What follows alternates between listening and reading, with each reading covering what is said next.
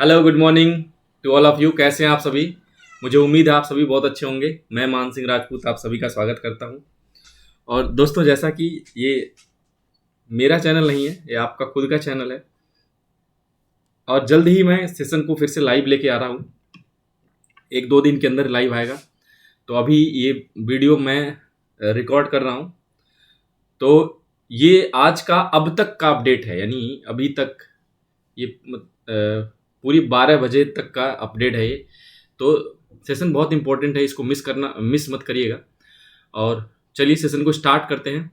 तो आज का पहला क्वेश्चन है सर। पहला क्वेश्चन है कि क्रिकेट को ओलंपिक 2028 में शामिल किया जाएगा। कौन सा शहर ओलंपिक 2028 की मेजबानी करेगा? Cricket will be included in the Olympic 2028। Which city will host Olympic 2028? ए है पेरिस फ्रांस, बी है लास वेगास यूएस, सी है ब्यूनेस एयर्स अर्जेंटीना और डी है रियो डी जेनेरियो ब्राजील। तो सर इसका सही आंसर क्या है? इसका सही आंसर होगा, तो आइए देखते हैं इसका सही आंसर क्या होगा। इसका सही आंसर है B is the right answer.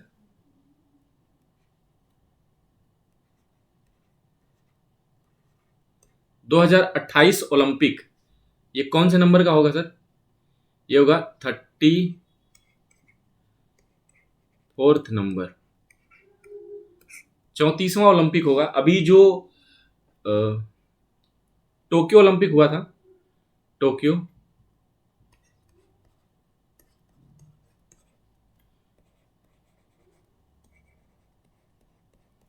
Tokyo Olympic जो हुआ था 2021 में, ये कब का था? 2020 का था। तो हर 4 साल के बाद ओलंपिक होता है। तो 20 में होना था सर, तो कोविड की वजह से नहीं हुआ, फिर 21 में हुआ टोक्यो जापान में। तो इस बार 24 में होना है। 24 में कौन सा? 33 नंबर का ओलंपिक खेला जाएगा। 33वां ओलंपिक, जिसको हम पेरिस ओलंपिक के नाम से भी जानते हैं। किस नाम से? जो 33 2024, इसको पेरिस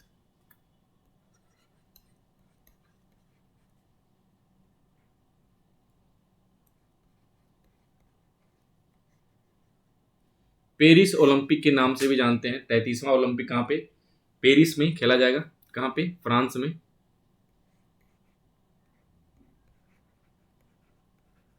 फ्रांस में, ठीक है।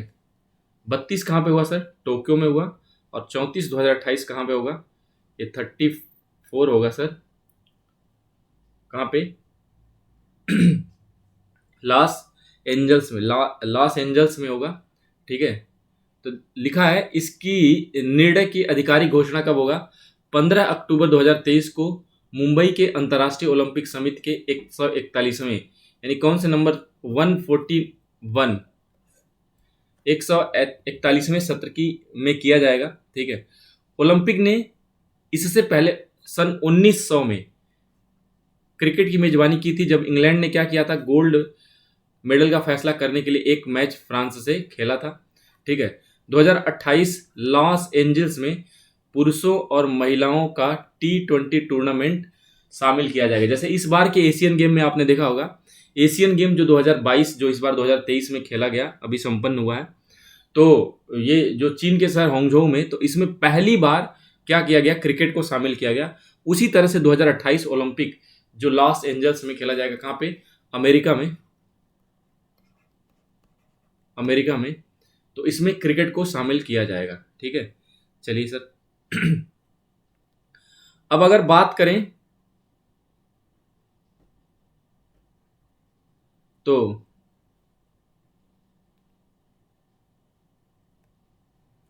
ये जो 33वां ओलंपिक है, ये कब से कब खेला जाएगा? ये खेला जाएगा सर 26 जुलाई टू 11 अगस्त। 2024 पेरिस में खेला जाएगा, फ्रांस में। ठीक है, चलिए आगे बढ़ते हैं। अगला क्वेश्चन है, सेकंड क्वेश्चन है, Claudia Goldin has won the Nobel Prize in Economics 2023. She belongs to which country? Claudia Goldin को इकोनॉमिक्स का नोबेल प्राइज 2023 मिला है। उनका संबंध किस देश से है? ए है अमेरिका, बी है जापान, और सी है फ्रांस, और डी है ब्रिटेन। तो सर इसका सही आंसर है क्या? अमेरिका। ठीक है, ठीक है। तो सर ये क्लाउडिया गोल्डिन कहाँ की है? ये अमेरिका की है। ठीक है, और इनको इस बार 2023 का इकोनॉमिक्स में नोबेल प्राइज दिया गया। थोड़ा सा अगर मैं बात करूं नोबेल प्राइज के बारे में,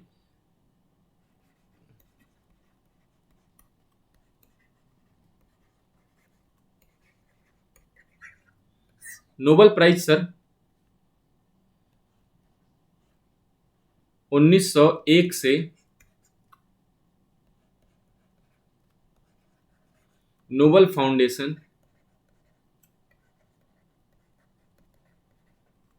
एकेडमी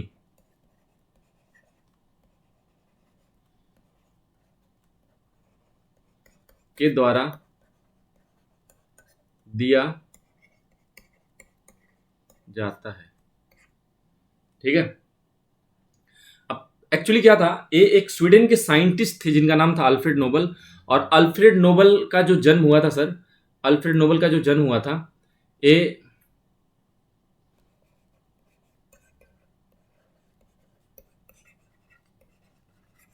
अल्फ्रेड नोबल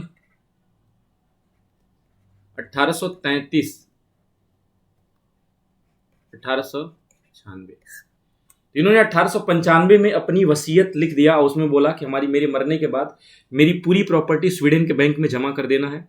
उसके ब्याज से जो पैसा आएगा, उस ब्याज के पैसे से दुनिया में अगर कोई भी इन्वेंशन के क्षेत्र में अगर अच्छा काम करता है तो उसे क्या करना, रिवार्ड देना है।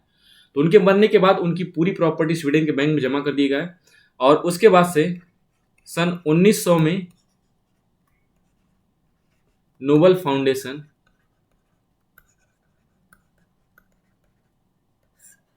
एकेडमी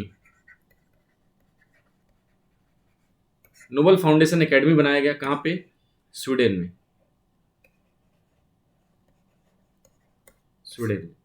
ठीक है, और नोबल फाउंडेशन एकेडमी के द्वारा हर साल क्या होता है, नोबेल प्राइज दिया जाता है। ठीक है, और ये 6 सब्जेक्ट में दिया जाता है। देखिए लिखा है, अमेरिका की क्लाउडिया गोल्डिन को इकोनॉमिक्स का नोबेल प्राइज मिला है। किस लिए? उन्होंने क्या बताया, मार्केट में महिलाओं के कामकाज और उनके योगदान को बेहतर तरह से समझाया। उन्होंने बोला हम वुमेन्स को क्या करते हैं, अंडर एस्टिमेट करते हैं, उनके काम को वैल्यू नहीं देते हैं। ठीक है, जबकि ऐसा नहीं है, महिलाएं भी पुरुषों के तौर पे पुरुषों के बराबर ही काम करती हैं। तो इसलिए अर्थव्यवस्था में उनका भी योगदान है उतना ही जितना पुरुषों का है। इसी पे उनको नोबेल प्राइज दिया गया इस बार। ठीक है, और देखिए इस बार जो 5 सब्जेक्ट में नोबेल प्राइज दिया गया, जो कितने 6 सब्जेक्ट में वैसे दिया जाता है, पहले 5 में दिया जाता था, अब इकोनॉमिक्स जुड़ गया। तो देखिए चिकित्सा में किसको दिया गया, केटेलिन कैरिको डू विसमैन, 2 लोगों को। फिजिक्स में किसको दिया गया, पियरे एगोस्टीन फेरेंक क्रांज एनी एल हुलियर को दिया गया। केमिस्ट्री के लिए किसको दिया गया सर, मोंगी बावेंडी लुइस ई ब्रूस। ठीक है, एलेक्सी आई एकिमोव। और साहित्य के लिए किसको दिया गया, लिटरेचर के लिए जान फासे। और शांति के लिए किसको, नरगिस मोहम्मदी, ईरान की पॉलिटिशियन है, एक्टिविस्ट हैं, उनको दिया गया। और सर इकोनॉमिक्स का अमेरिका की क्लाउडिया गोल्डिन को दिया गया इकोनॉमिक्स के लिए। ठीक है, अब अगर मैं बात करूं कि एक सब्जेक्ट में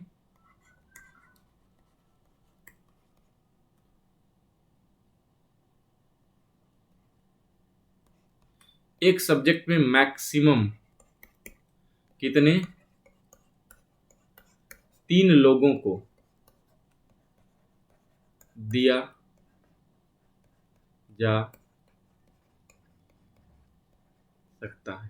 ठीक है, एक सब्जेक्ट में मैक्सिमम 3 लोगों को, मिनिमम 1 लोगों को दिया जा सकता है नोबेल प्राइज। तो सर यहाँ से हम देखेंगे इकोनॉमिक्स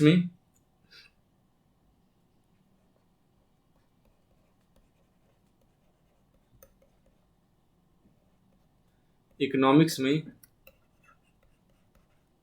भारत से पहला नोबेल प्राइज किसको मिला? अमर्त्य सेन। कब मिला? 1998 में मिला। किस लिए? For the welfare economics.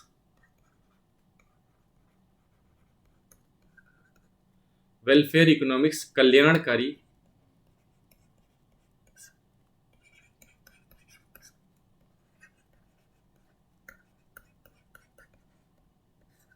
कल्याणकारी अर्थशास्त्र के लिए मिला। किसको? अमर्त्य सेन को। ये पहले इकोनॉमिस्ट हैं इंडिया से जो नोबेल प्राइज पाने वाले। ठीक है, ये हो गया पहला। दूसरा किसको मिला? अभिजीत बनर्जी।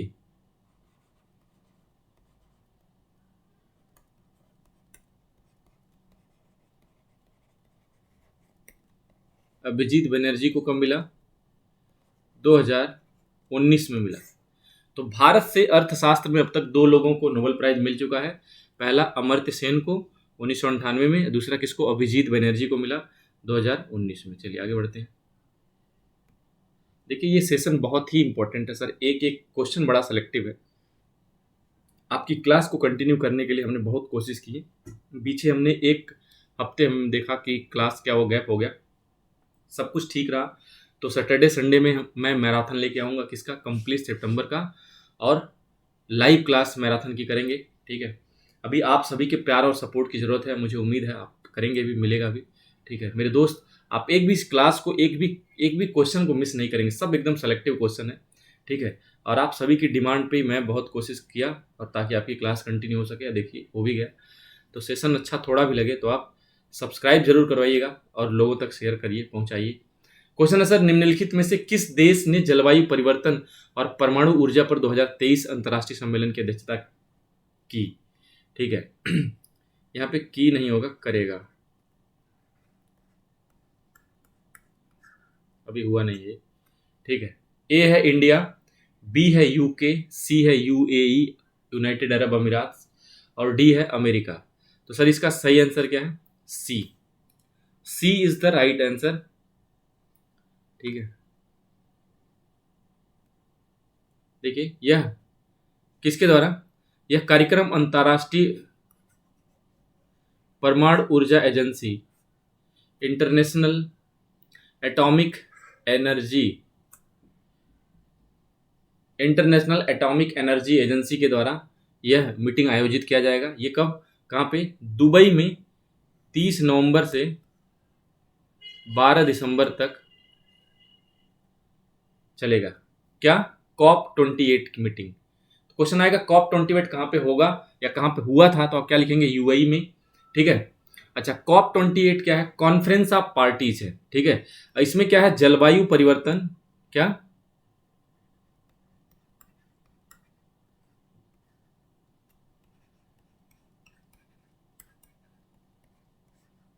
जलवायु परिवर्तन पर मीटिंग की जाती है। जलवायु परिवर्तन मतलब क्लाइमेट चेंज हो रहा है जो, उस पे क्या करते हैं? कॉप की मीटिंग में हिस्सा लेते हैं। किसके? यूएन के कितने? सभी 193 सदस्य। ठीक है, चलिए आगे बढ़ते हैं। क्वेश्चन अगला, उत्तर प्रदेश का पहला सौर्य शहर कौन बनेगा? ए है लखनऊ, बी है अयोध्या, सी है प्रयागराज और डी है झांसी। तो सर इसका सही आंसर क्या है? इसका सही आंसर है बी, अयोध्या। क्या? Ayodhya is the right answer. Uttar Pradesh का पहला सोलर शहर कौन सा बनेगा? अयोध्या। ठीक है, और यहाँ पे देखिए क्वेश्चन आएगा, कल बताया था मैंने, श्री राम जन्म भूमि न्यास परिषद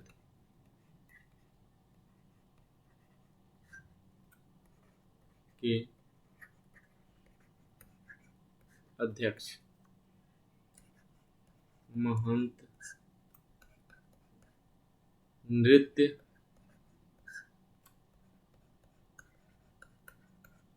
गोपाल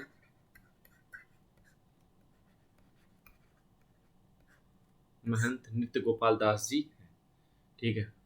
सीएम कौन है सर यूपी के? योगी आदित्यनाथ।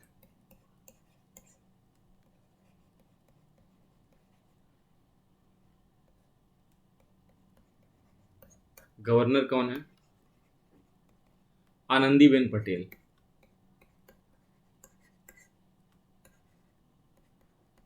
बेन पटेल। ठीक है, चलिए आगे बढ़ते हैं।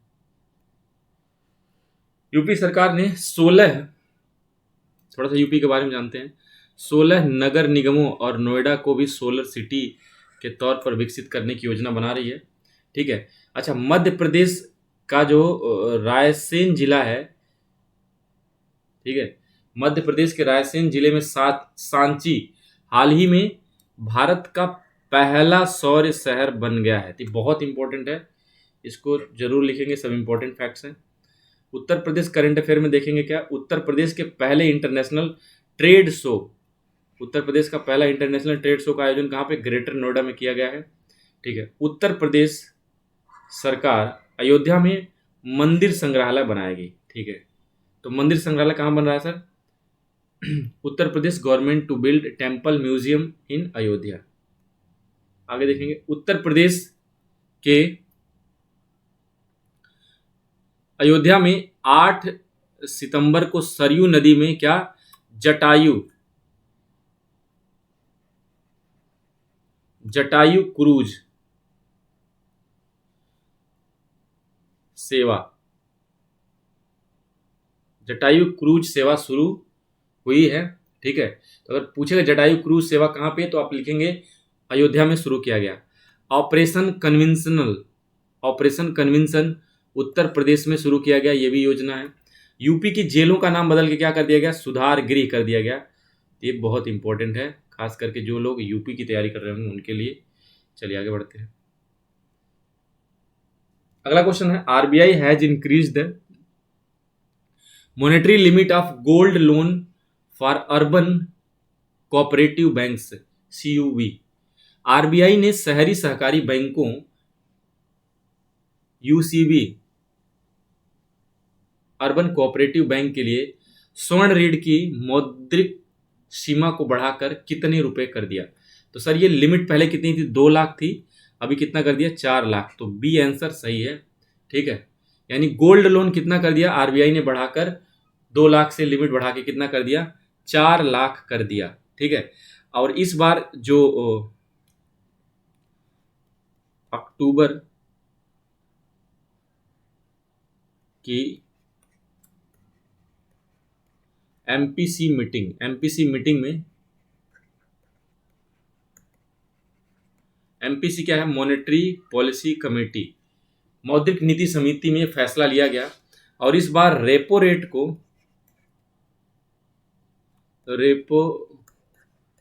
रेट में कोई चेंज नहीं किया गया, 6.5% सेम रहा। सर रेपो रेट क्या होता है? रेपो रेट वो होता है जिस रेट पे बैंक आरबीआई से क्या करते हैं? लोन लेते हैं शॉर्ट टर्म के लिए। शॉर्ट टर्म कितना होता है? 2 to 90 डेज होता है। तो रेपो रेट को सेम रखा गया है। ठीक है, अब देखिए सर, क्वेश्चन अगर पूछेगा एमपीसी में मेंबर कितने होते हैं, तो मेंबर कितने होते हैं सर? इसमें कुल 6 मेंबर होते हैं। कितने? 6 मेंबर।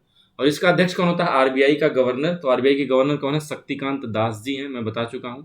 अच्छा, हाल ही में बहुत इंपॉर्टेंट है, हाल ही में आरबीआई ने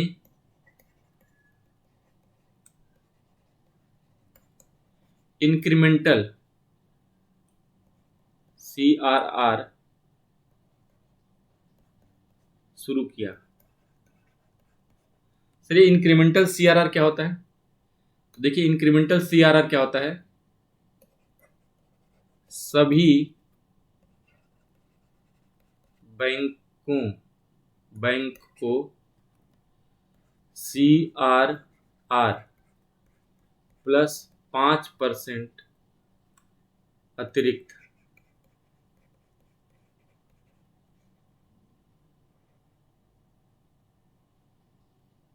5% अतिरिक्त कहाँ, आरबीआई के पास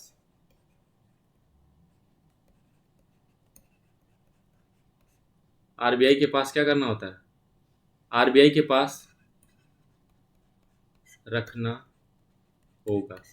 अब आप बोलोगे क्यों?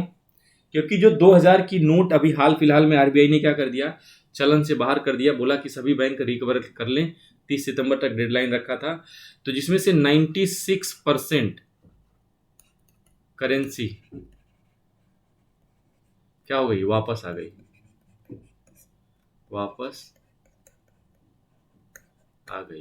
अब अगर ये बढ़ा के आरबीआई नहीं लेगी बैंकों से, तो बैंक क्या करेंगे, ये फिर से मार्केट में रीसर्कुलेट कर देंगे, छोटी नोट में बदल के 500 की नोट में, तो लिक्विडिटी बढ़ जाएगी। इसलिए सभी बैंकों को मैंडेटरी हो गया CRR, कैश रिजर्व रेशियो, जो रोजाना के लेन देन का CRR रखते थे, ठीक है। तो अभी जो करंट CRR है कितना है,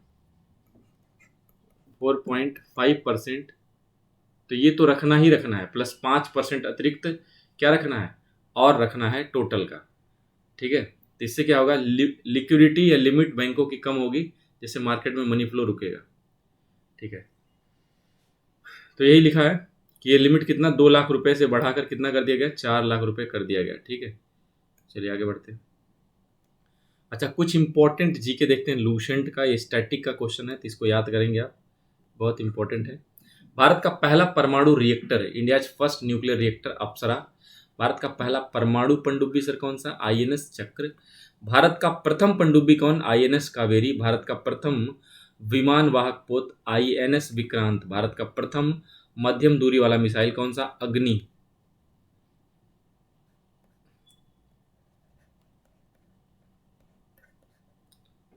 ठीक है।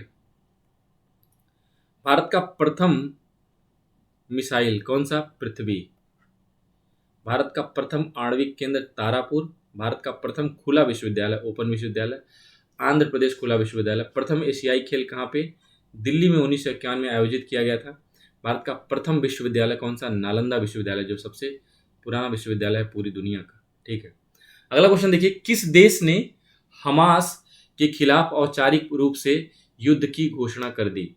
तो सर देखेंगे यहाँ पे, ए है जॉर्डन ने, बी है सीरिया ने, सी है लेबनान ने, और डी है इजराइल ने। तो सही आंसर क्या है, इजराइल, डी है इजराइल। 8 तारीख को अक्टूबर को इजराइल ने आर्टिकल 40, ये क्या होता है, इसके तहत वार डिक्लेयर कर दिया इजराइल ने, यानी पूरी दुनिया को बोल दिया कि अब मैं क्या करूंगा, फिलिस्तीन का जितने आतंकी संगठन उनको पूरी तरह से खत्म करूंगा, ठीक है। इसमें बीच में कोई इंटरफेयर ना करे, मतलब वार डिक्लेयर का मतलब समझ गए, खुले तौर पे युद्ध की घोषणा कर दी। और इसमें सेना के पास पूरी पावर होगी, सेना जैसे चाहे वैसे कंडीशन को कंट्रोल करेगी, ठीक है। आइए देखते थोड़ा सा, देखिए ये है इजराइल। एक समय था 1948 से पहले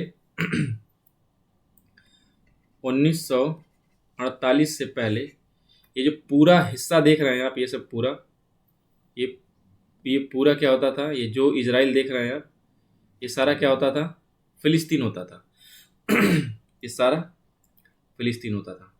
तो 1948 में इजराइल बना सर, ठीक है। 1948 में फिलिस्तीन से अलग एक देश बना, कौन सा, इजराइल, ठीक है। और कितना, फिलिस्तीन का 12% हिस्सा इजराइल था। और अभी आज के टाइम पे उल्टा हो गया है, 12% ही क्या बचा है, फिलिस्तीन बचा है। तो आप देखेंगे ये जो गाजा है ना, गाजा पट्टी, देखिए मैप में आप देखेंगे यहाँ पे गाजा पट्टी, तो यहीं से क्या हुआ, यहीं से 6-7 अक्टूबर को सुबह 6 बजे, 6 बजे 5,000 मिसाइल दाग दिए। किसने? गाजा पट्टी से। किसने? फिलिस्तीनियों ने। इसमें गाजा पट्टी में सारे एक संगठन है जिसको बोलते हैं हमास। क्या है ये? हमास। बोलेंगे हमास क्या है सर? ये जब इजराइल कब्जा कर रहा था फिलिस्तीन को, तो जो लोग फिलिस्तीन में नए लड़के थे जो विरोध कर सकते थे रूलिंग पार्टी सरकार का, उनको इजराइल ने खूब सपोर्ट किया और सपोर्ट करके उनको बढ़ावा दिया, और वो लड़के सरकार के अगेंस्ट आ गए और सरकार तो चली गई सर, लेकिन ये जो संगठन बनाया नए लड़कों ने हमास, ये क्या हुआ? ये इजराइल के लिए ही नासूर बन गया। और अब देखिए, ये इजराइल के द्वारा बनाया गया ही संगठन है जिसको अब आज इजराइल आतंकी संगठन कह रहा है, और इसने इजराइल पे ही अटैक कर दिया। ठीक है, आइए देखते हैं। देखिए, इजराइल की राजधानी क्या है? जेरूसलम। ये डिस्प्यूट फिलिस्तीन भी मानता है और इजराइल तो कहता ही कहता, तो डिस्प्यूट जेरूसलम का भी है। राष्ट्रपति कौन है? कौन है यहाँ के? इसाक हर्जोग हैं। प्रधानमंत्री कौन है? बेंजामिन नेतान्याहू हैं। और पश्चिम एशिया में यह एक देश है पश्चिम एशिया का। ठीक है, और अभी आप देख रहे हैं कि जो सऊदी से इजराइल तक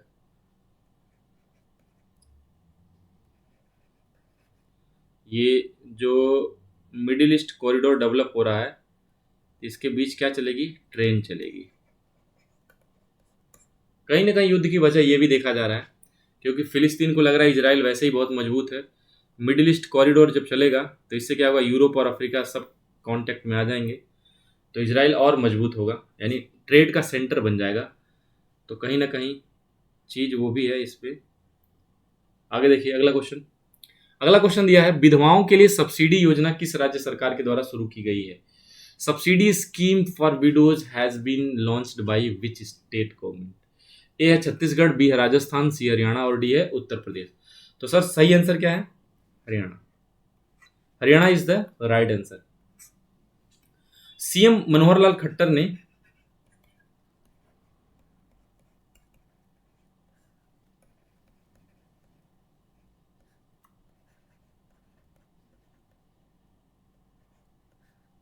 मुख्यमंत्री मनोहर लाल खट्टर ने विधवाओं के लिए सब्सिडी योजना की शुरुआत की है। कहाँ पे? हरियाणा में।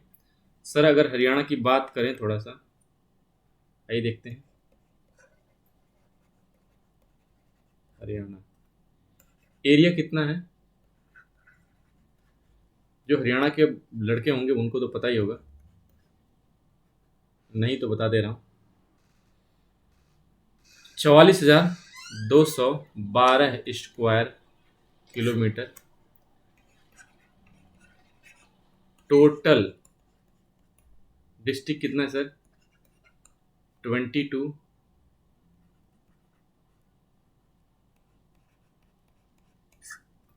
स्थापना दिवस, ठीक है, 1 नवंबर 1966 को मनाया जाता है। 1966 को हरियाणा का स्थापना दिवस पंजाब से अलग हुआ राज्य है। ठीक है, चलिए आगे देखते हैं। अगला क्वेश्चन है, द हिस्टोरिक वेपन नेम्ड वाग नख। क्या?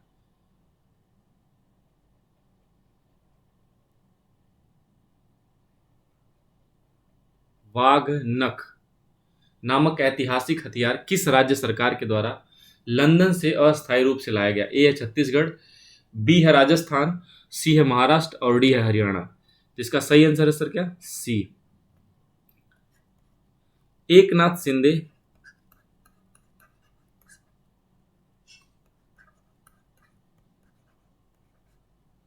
एकनाथ शिंदे कौन है? ये एकनाथ शिंदे है। कौन?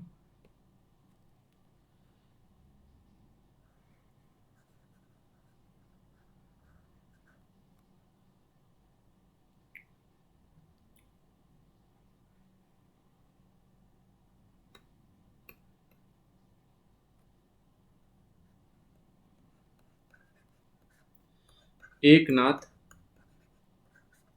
सीएम है ये।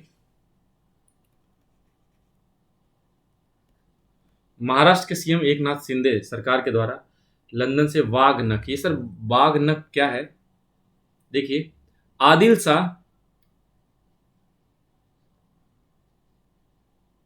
आदिल शाही सल्तनत के एक सेनापति जिनका नाम क्या था? अफजल खान, को शिवाजी को अपने अधीन करने के लिए भेजा गया था। ठीक है, अफजल खान ने शिवाजी को चाकू मारने का प्रयास किया, तो शिवाजी ने खुद का बचाव करने के लिए छुपे हुए वाघ नख का इस्तेमाल किया। आपने देखा होगा, हाथ में पंजे में पहन के, और उसी से पेट में मार दिया, पीठ में मार दिया। ठीक है, और वहीं पे क्या हुआ, अफजल खान की डेथ हो गई। तो ये वाघ नख कहाँ से लाया गया? ये लंदन से मंगाया गया। ठीक है, चलिए आगे बढ़ते हैं। अगला क्वेश्चन देखते हैं। हाल ही में किस राज्य में नीर महल जल महोत्सव आयोजित किया गया? हाल ही में किस राज्य में नीर महल जल महोत्सव आयोजित किया गया? ठीक है, ए है त्रिपुरा, बी है असम, सी है मेघालय और डी है मणिपुर। तो सर इसका सही आंसर क्या है? इसका सही आंसर है त्रिपुरा। क्या है? Tripura is the right answer. ठीक है सर त्रिपुरा के सीएम कौन है? मानिक शाह।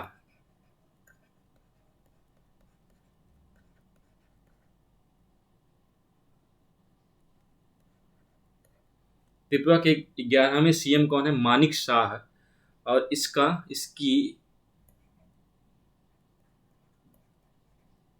ये बना कब था? 1 जुलाई 1963 को क्या बना था? ये यूटी बना था। ठीक है, और 21 जनवरी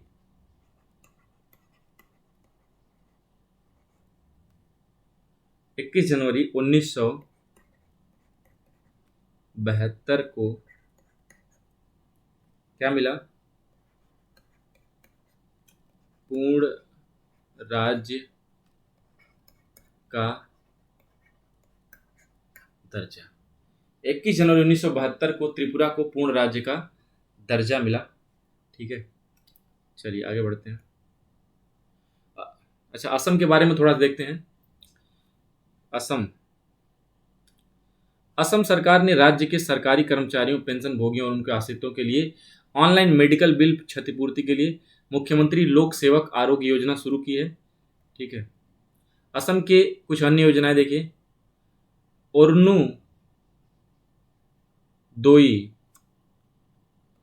ओरनोदोई योजना, अभिनंदन शिक्षा ऋण सब्सिडी योजना।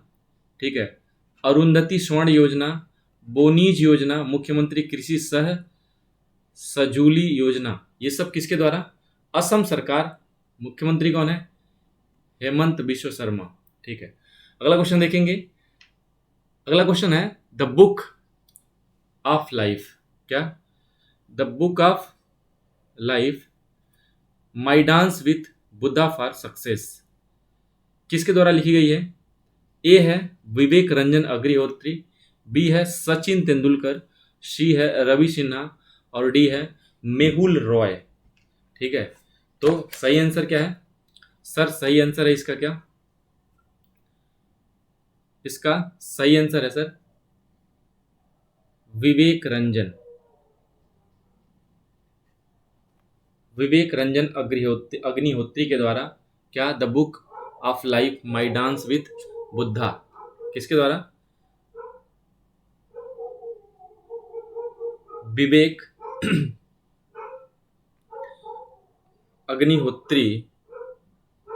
रंजन अग्निहोत्री के द्वारा लिखा गया है। ठीक है, तो ये रहा आज का लास्ट क्वेश्चन। ये क्या है आज का? ये आज का लास्ट क्वेश्चन है। ठीक है, अगर सेशन थोड़ा भी अच्छा लगा हो तो आप अपना प्यारा सा कमेंट करके सुझाव जरूर देंगे। और याद रहे, सैटरडे संडे में मैं कंप्लीट सितंबर का मैराथन लाऊंगा, लाइव आएंगे हम सारे मिलके। ठीक है, और चैनल को सब्सक्राइब जरूर करिएगा। आज की क्लास को यहीं पे स्टॉप करते हैं।